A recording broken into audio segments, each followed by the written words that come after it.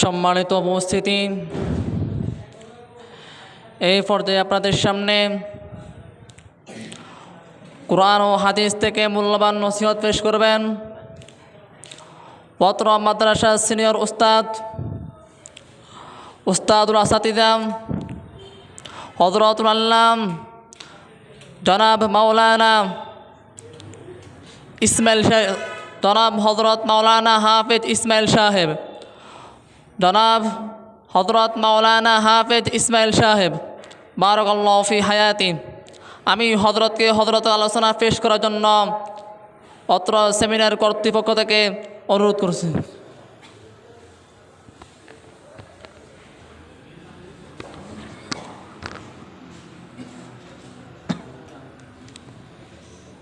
আসসালামু আলাইকুম ওয়া রাহমাতুল্লাহি ওয়া বারাকাতুহু। আলহামদুলিল্লাহ নাহমাদুহু ওয়া নাস্তাঈনুহু ওয়া নাস্তাগফিরুহু ওয়া নাউযু বিল্লাহি মিন শুরুরি আনফুসিনা ওয়া মিন সাইয়্যাতি আ'মালিনা।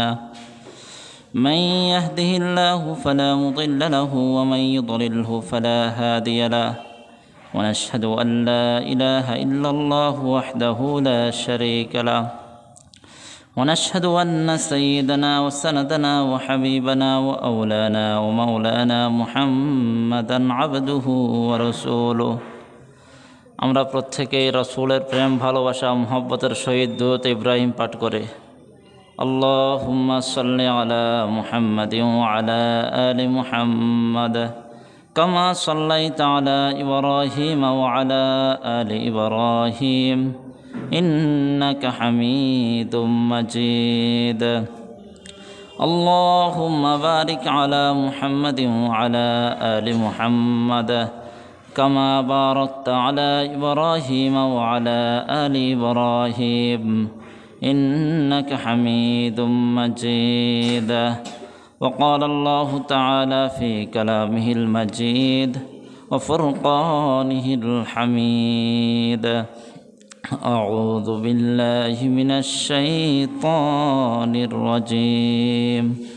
بسم الله الرحمن الرحيم. ولكل أمة جعلنا منسكا ليذكروا اسم الله على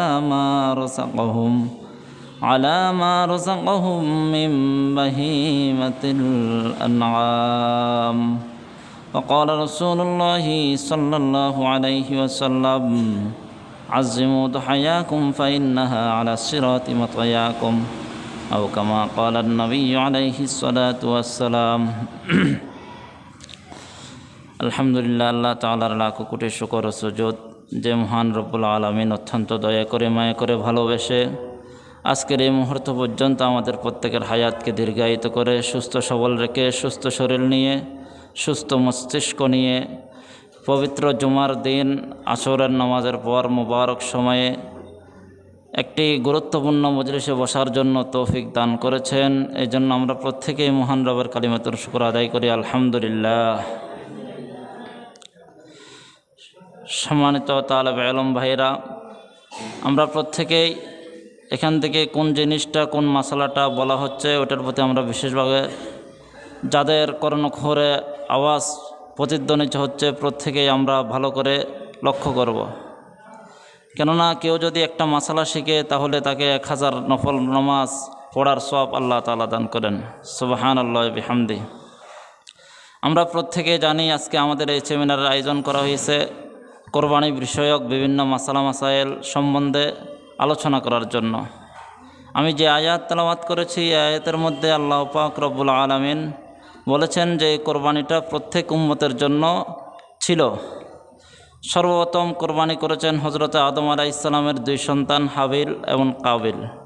এরপরে নূহ আলাইহিস সালাম, হযরত ইব্রাহিম আলাইহিস সালাম, হযরত ইসমাইল আলাইহিস সালাম, হযরত ইসহাক আলাইহিস সালাম হতে নিয়ে আমাদের নবী আরও অনেক পয়গম্বর কেরামগণ এই কোরবানি তারা পালন করেছেন। আস্তে আস্তে কোরবানি আমাদের পর্যন্ত চলে এসেছে। আল্লাহ রসুল সাল্লাল্লাহু আলাইহি ওয়াসাল্লাম হাদিসের মধ্যে বলেছেন, মান কানা লাহু সাআতুন ওয়া লাম ইউদহি ফালা ইয়াকরাবান্না মুসাল্লানা। যে ব্যক্তির কাছে অর্থ সম্পদ রয়েছে মালিকে নেশাব পরিমাণ সম্পদ রয়েছে, অর্থাৎ 52.5 তোলা চাঁদি এবং 7.5 ভরি স্বর্ণ পরিমাণ, স্বর্ণের মূল্য পরিমাণ যে ব্যক্তির কাছে টাকা পয়সা থাকবে, তাহলে ওই ব্যক্তির উপর কোরবানি করা ওয়াজিব। এজন্য আমাদের যাদের অর্থ সম্পদ রয়েছে, প্রত্যেকে আমরা নিজের অর্থ সম্পদগুলোকে হিসাব করে যদি দেখি আমাদের উপর কোরবানি ওয়াজিব হয়, তাহলে বিলম্ব না করে প্রত্যেকের কাছে আমি অনুরোধ করব, আপনারা আপনাদের পছন্দের পশুকে ক্রয় করে কোরবানি দিবেন, আল্লাহ তাআলার নৈকট্য হাসিল করবেন। হযরত ইব্রাহিম আলাইহিস সালামকে আল্লাহ পাক রব্বুল আলামিন জীবনে অনেক পরীক্ষা করেছেন। হযরত ইব্রাহিম আলাইহিস সালামকে আগুনের মধ্যে ফেলে দিয়ে আল্লাহ তাআলা পরীক্ষা করেছেন, কিন্তু আল্লাহর হাবিব হযরত ইব্রাহিম আলাইহিস সালাম ওই পরীক্ষার মধ্যে তিনি সফল হয়েছেন। একইভাবে তার আদরের পুত্র হযরত ইসমাঈল আলাইহিস সালামকে কোরবানি দেওয়ার জন্য এই হুকুম করে আল্লাহ পাক রব্বুল আলামিন হযরত ইব্রাহিম আলাইহিস সালামকে পরীক্ষা করেছেন। এই পরীক্ষার মধ্যে হযরত ইব্রাহিম আলাইহিস সালাম তিনি পাস করেছেন, তিনি ফেল করেন নাই। এজন্য আমরা যারা হযরত ইব্রাহিম আলাইহিস সালামের উত্তরসূরি রয়েছি, আমাদের দৃঢ় বিশ্বাস রাখতে হবে, আমাদের পিতা যেমন পরীক্ষার মধ্যে পাস করেছেন, ফেল করেন নাই, আমরাও আল্লাহ তাআলার দেওয়া এই বিধিবিধান পালনের ক্ষেত্রে এক পাও পিছপা হব না, বরঞ্চ আল্লাহ তাআলার যে সমস্ত হুকুমগুলো আমাদেরকে করেছেন, প্রত্যেকটা হুকুমকে আমার রবের হুকুম হিসাবে মুহাব্বতের সহিত দিলের মধ্যে আল্লাহ তাআলার ভালোবাসাকে স্থান দিয়ে প্রত্যেকটা হুকুম আমরা পালন করার জন্য চেষ্টা করব। এই কোরবানি করার জন্য আমাদের সর্বপ্রথম যে জিনিসটা আমাদেরকে করতে হবে, সেটা হচ্ছে আমাদের নিয়তকে পরিশুদ্ধ করতে হবে। যদি আমাদের নিয়ত যদি পরিশুদ্ধ না হয়, নিয়ত যদি খালেস নিয়ত না হয়, তাহলে আপনি 1 লক্ষ 2 লক্ষ আরও অনেক কোটি কোটি টাকা দিয়ে কোরবানি করতে পারেন, কিন্তু আপনার কোরবানি আল্লাহ তাআলার দরবারে কবুল হবে না। এজন্য কোরবানি কবুল হওয়ার জন্য 1 নম্বর শর্ত হচ্ছে নিয়ত মজবুত হতে হবে, নিয়ত পরিশুদ্ধ হতে হবে, একমাত্র আল্লাহকে রাজি খুশি করার জন্য কোরবানি করতে হবে। এজন্য আমরা নিয়ত রাখব যে আমি আমার রবকে, আমি আমার প্রভুকে, আমি আমার পালনকর্তাকে খুশি করার জন্য, যে রব আমাকে লালন পালন করেন, যে রব আমি ঘুম গেলেও আমার কানের ছিদ্র 2টা খোলা থাকে, নাকের ছিদ্র 2টা খোলা থাকে, কিন্তু ওই খোলা ছিদ্রের পাহারাদারি করেন, ওই রবকে খুশি করার জন্য আমরা কোরবানি করব। এজন্য আমাদের মা বোনরা যারা রয়েছেন, আপনারা যারা কোরবানি করবেন, প্রত্যেকের আমরা নিজের নিয়তকে পরিশুদ্ধ করতে হবে। নিয়ত যদি আমাদের পরিশুদ্ধ না হয়, তাহলে আমাদের এই কোরবানি আল্লাহ তাআলা কবুল করবেন না। ভালো জানোয়ার, উন্নত মানের জানোয়ার দিয়ে আমাদেরকে কোরবানি করতে হবে। আল্লাহ রসুল বলেছেন যে তোমরা উন্নত মানের, মজবুত, সুসজ্জিত, একেবারে সুন্দর, সুঠাম দেহের অধিকারী ওরকম প্রাণী দ্বারা তোমরা কোরবানি করো। তাহলে এই কোরবানির পশুটা যখন তোমাদের পুলসিরাতের বাহন হবে, ওটা মজবুত বাহন হবে।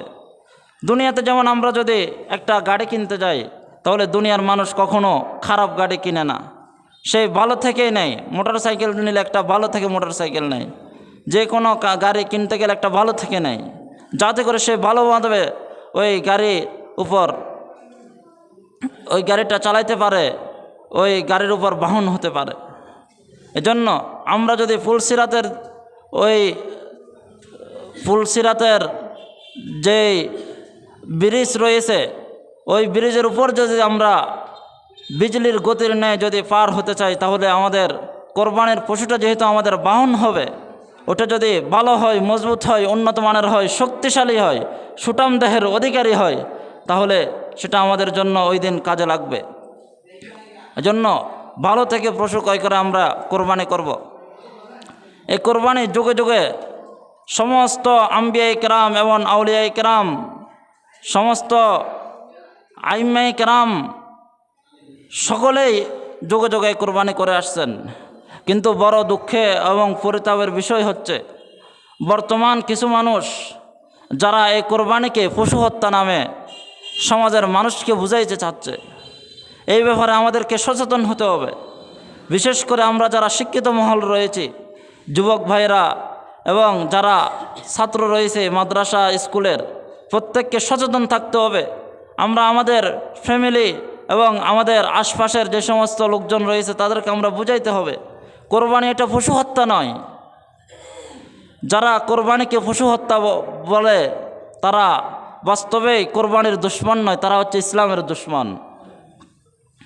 এজন্য তাদের থেকে আমাদেরকে সাবধান হতে হবে, এরা আমাদের শত্রু। অথচ এই দেশের মধ্যে প্রতিদিন বিভিন্ন বিয়ের অনুষ্ঠানে, বিভিন্ন নাচ গানের অনুষ্ঠানে, বিভিন্ন ধরনের তাদের বিভিন্ন রং তামাশার মধ্যে হাজার হাজার পশুকে তারা জবাই করতেছে, কিন্তু ওগুলাকে তারা পশু হত্যা বলে না। যখন মুসলমানদের কোরবানি আসে, যখন মুসলমানরা ইবাদত করার জন্য, তার রবকে খুশি করার জন্য সময় আসে, তখন তাদের মাথার মধ্যে চুলকানি উঠে, তখন তাদের শরীরের মধ্যে চুলকানি উঠে, তখন তারা কোরবানিকে পশু হত্যা বলে বিভিন্ন ইলেকট্রনিক মিডিয়ার মধ্যে তারা প্রচার করতে থাকে। অথচ বিভিন্ন ধর্মের বিভিন্ন ধরনের পূজা রয়েছে, বিভিন্ন ধরনের সংস্কৃতি রয়েছে। যেমন নাকি হিন্দুদের দুর্গা পূজার মধ্যে হাজার হাজার লক্ষ লক্ষ ফাঁড়া ছাগলকে তারা একদিনে শেষ করে দেয়, অথচ এই বিষয়ে কেউ কথা বলে না। হিন্দুদের এই সমস্ত বিষয়গুলোর ব্যাপারে কোনো নাস্তিক এবং কোনো ধরনের ইসলাম এর দুশ্মনরা এগুলা কথা বলে না। তারা শুধুমাত্র মুসলমানদের কোরবানি যখন আসে তখন তাদের চুলকানি ওঠে, তখন তাদের পশুদের প্রতি দরদ বেড়ে যায়। অথচ আজকে ফিলিস্তিনে আমার হাজার হাজার মুসলিম ভাই বোনদেরকে তারা হত্যা করতেছে, হাজার হাজার মুসলিম শিশুদেরকে তারা নির্যাতন করে, নির্যাতনের স্টিম রোলার চালিয়ে তারা দুনিয়া থেকে শহীদ করে দিচ্ছে, কিন্তু এগুলাকে তারা হত্যা বলে না। কোরবানির সময় আসলে তখন তারা পশু হত্যা বলে দুনিয়ার মানুষদেরকে দয়া বুঝাতে চায়, তাদের দয়া দেখাইতে চায়। এজন্য ভাই, আল্লাহ তাআলার হুকুম যখন আমাদের সামনে আসবে তখন দুনিয়ার মানুষকে কি বলছে না বলছে সেটা দেখার বিষয় নয়, আমার বিবেক সেটাকে মেনে নিচ্ছে নাকি নিচ্ছে না সেটা দেখার বিষয় নয়, বরঞ্চ প্রকৃত ইমানদারের কাজ হচ্ছে একমাত্র আল্লাহকে রাজি খুশি করার জন্য ওই সময় ইবাদতের মধ্যে ঝাঁপিয়ে পড়া। আল্লাহ পাক রব্বুল আলামিন হাবিলের কোরবানিকে কবুল করেছেন, তার কারণ হচ্ছে তিনি মুত্তাকি ছিলেন, তার মধ্যে আল্লাহ তাআলার ভয় ছিল, তার মধ্যে পরহেজগারি ছিল, এজন্য তার কোরবানিকে আল্লাহ তাআলা কবুল করেছেন। এজন্য আমাদের মধ্যে যদি তাকওয়া থাকে, আমাদের নিয়ত যদি পরিশুদ্ধ হয়, তাহলে ইনশাআল্লাহ আল্লাহ পাক রব্বুল আলামিন আমাদের এই কোরবানিকে কবুল করবেন। কোরবানি করার পরে কোরবানির যে পশুর চামড়া রয়েছে, এই পশুর চামড়াগুলো আমরা যারা এলাকাবাসী রয়েছে, মাইকের আওয়াজ যতটুকু পর্যন্ত পৌঁছতেছে, প্রত্যেকের কাছে আমি অনুরোধ করব আপনারা আপনাদের কোরবানির পশুর চামড়া নিজের স্বহস্তে আপনারা মাদ্রাসার মধ্যে পৌঁছিয়ে দিবেন। মাদ্রাসার মধ্যে নিজের কোরবানির চামড়া নিজ খরচে প্রত্যেকেই নিজের দায়িত্ব মনে করে পৌঁছিয়ে দিবেন। যে অনেক সময় দেখা যায় হুজুররা অনেক বাড়িতে, এমনিতেও হুজুররা প্রত্যেক বাড়িতে যায়, কিন্তু একটা দুটা বাড়ি যদি ব্যাখি আলে যদি পড়ে থাকে তখন কোরবানির প্রচুর চামড়াটা ফুঁসে থাকে, এমন যেন না হয়। এজন্য হুজুররা যাবে, আমরা যাব, ছাত্র ভাইরাও আপনাদের ধারে ধারে যাবে কোরবানির পশুর চামড়ার জন্য।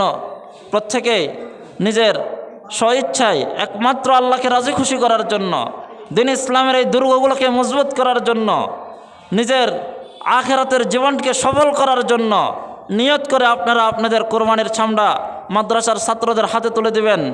কোনো রকমের টাকা পয়সার দাবি করবেন না। অনেক সময় দেখা যায় যে বলে, হুজুর আমাদেরকে 100 টাকা দেন, 200 টাকা দেন, না হলে আমরা গরিবদেরকে কী দিব। আমি আপনাকে প্রশ্ন করতে চাই যে আপনি 50,000 টাকা দিয়ে কোরবানি দিতে পারছেন, কিন্তু 100 টাকা নিজের পকেট থেকে বাহির করে কি আপনার গরিবকে দেওয়ার তৌফিক নাই? আপনি কেন মাদ্রাসার এই ছোটো ছোটো বাচ্চাদের কাছে টাকা পয়সা দাবি করে বসে থাকেন? এজন্য গরিব মানুষরা যদি আপনাদের কাছে যায় তখন একমাত্র আল্লাহকে রাজি খুশি করার জন্য নিজের পকেট থেকে 100, 200 টাকা, 500 টাকা বাহির করে তাদেরকে দিয়ে দিবেন। আর কোরবানির পশুর চামড়া এটা মাদ্রাসার মধ্যে পৌঁছিয়ে দিবেন। যদি আপনার এই চামড়ার বিক্রি করার পরে মাদ্রাসা 500 টাকা পায়, 1000 টাকা পায়, ওই টাকা যদি একজন তালেবে ইলমের পিছনে যদি মাদ্রাসা কর্তৃপক্ষ খরচ করে, তাহলে ওই ছেলেটা কোরআন শিক্ষা করে যত নাকি অর্জন করবে, আপনি তাকে সহযোগিতা করার কারণে তার সমপরিমাণ নাকি আল্লাহ তাআলা আপনাকে দান করবেন। সুবহানাল্লাহি ওয়া বিহামদি। এজন্য প্রত্যেকে আমরা নিজ দায়িত্ব মনে করব যে এই মাদ্রাসাকে কায়েম রাখা, এই মাদ্রাসাকে টিকে রাখা, এই মাদ্রাসার কিয়ামত পর্যন্ত দীর্ঘায়িত করা, এটা আমাদের প্রত্যেকের দায়িত্ব। এটা আমাদের প্রত্যেকের দায়িত্ব। আমরা যদি আমাদের দায়িত্ব পালন না করি, তাহলে আল্লাহ তাআলা আমাদেরকে জবাবদিহি করবেন। আল্লাহ তাআলার কাছে আমাদের জবাবদিহি করতে হবে।